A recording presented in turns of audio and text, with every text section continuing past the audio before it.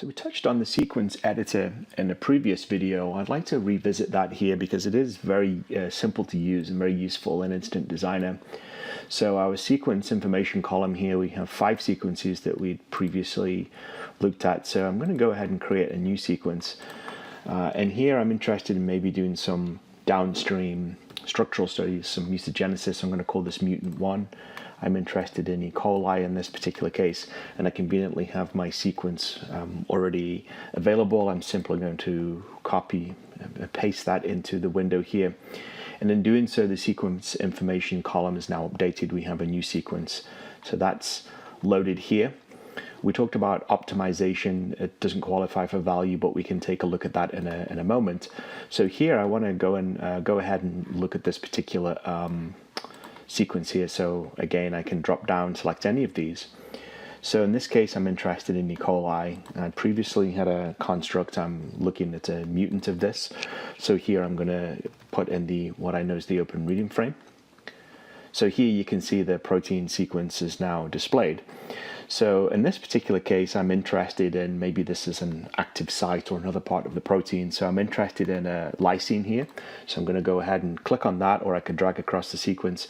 And you can see that this brings up the edit window here. So if I click here, so AAA, so this is coding for the lysine. Maybe I'm interested in completely removing this. So I'm just going to go ahead and truncate this and analyze the sequence. But there you go. So we just made that change here, and it's now reflected as a glycine. So really easy to just drag anywhere you want. You can show the position from the beginning to the end.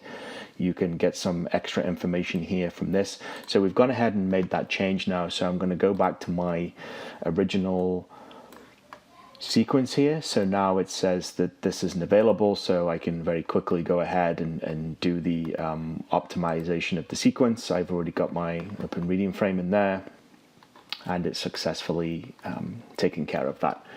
So now I can go back to the load tab. It's looking good. I'm interested in the value potentially. As I mentioned, this could be for downstream studies. So let's pick a protein expression vector. The new vectors is something that's an added feature to the latest edition of Instant Designer. So I'm going to go ahead and click this directional topo vector here. Let's wait for that to load in. You can click save.